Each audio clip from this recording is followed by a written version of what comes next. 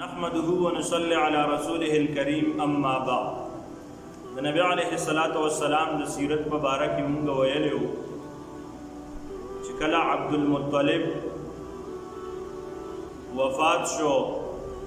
نو ابو طالب د نبی علیہ الصلوۃ والسلام خپل ترچو د کفالت شروع کو عبد المطلب دتا وصیت کړو ام ایمن فرمائی چکلا عبد المطلب وفات شو نبی علیہ الصلوۃ والسلام په جنازے پس شاته روان او جوړلوي ابو طالب د نبی علیہ الصلوۃ والسلام خپل ترو نبی علیہ الصلوۃ والسلام سره ډېر زیات محبت کو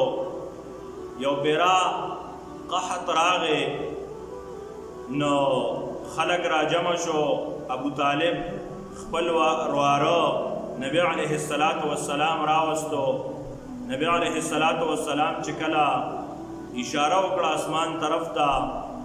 نو وریځ راغله او الله جل جلاله کل باران وکړو نبی علیہ الصلوۃ والسلام د الله جل جلاله نه وغوښتل ډیر زیات محبت پر سره د خپل تر ابو طالب کو د نبی علیہ الصلوۃ والسلام د شام لومبه سفر او بحیر راهب سره ملاقات داسې قصه داغه چې کله ابو طالب د سفر په غرض باندې تلو شام ته په لاره کې یو ځای او هغې ته چې دی کله ورسېدو نو هلته کې یو صومعه وه یو کس اوسېدو راهب و چې د هغه خپل نوم جرجیس و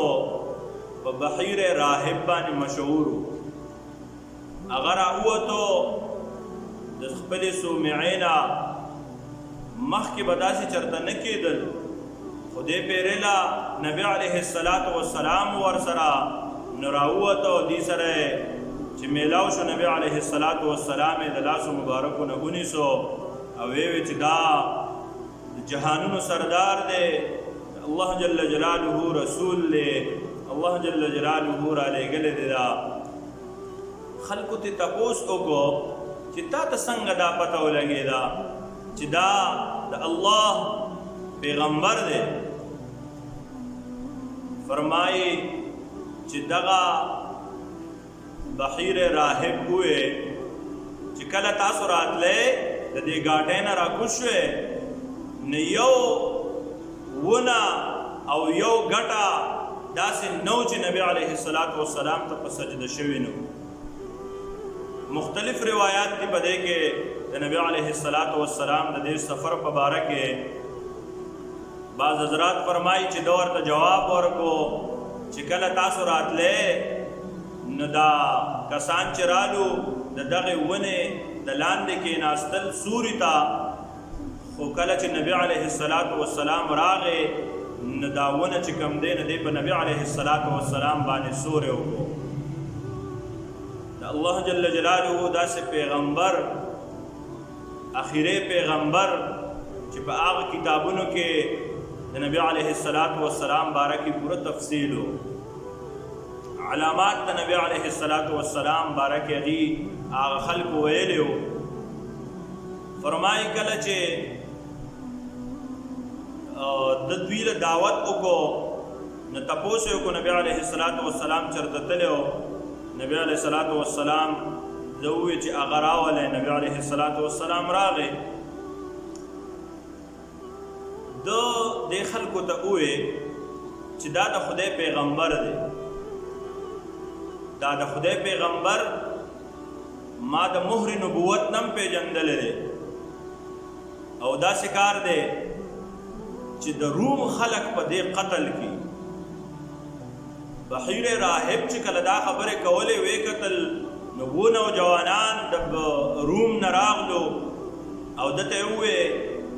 چې دغه شان قیصه ده ورته وویې ستاسو چېرته راغلي هغه ورته وویې هغې چې دغه شان زمونږ په تورات او انجیل کې دا خبره ذکر ده چې یو اخیری پیغمبر به وي او هغه به په دې میاشت کې د شام سفر کوي هغه ورته جواب ورکو بحیر راهب چې د کم سیز الله جل جلاله حکم کولو والے کم کار الله جل جلاله کولو والے نسوک داسې شته چې هغه منی کی هغه ورته وی چې نه بس هغه دغه نه کلار شو او هغه بحیر راهب سره التکی پاتې شو. بحیر راهب دی ته وې چې د دې مشر څوک ته د نبی علیه الصلاۃ والسلام ابو طالب ورته دی مخه تا کو هغه ته وې چې دا خپل رواره ته واپس کا دی اولېګه واپس مکې ته او دی بچ کم دین روم والا قتل کی پورا په تفصیل پویا کو نکلا چې دی په تفصیل باندې پویا شو نبی علیه الصلاۃ والسلام د ابو بکر او بلال سره یې اولېګو مکې ته واپس دا د نبی علیه الصلاۃ والسلام د شام سفر او د بحیر راهب سره ملاقات الله جل جلاله دې نبی علیه الصلاۃ والسلام چې مونږه او تاسو ته کم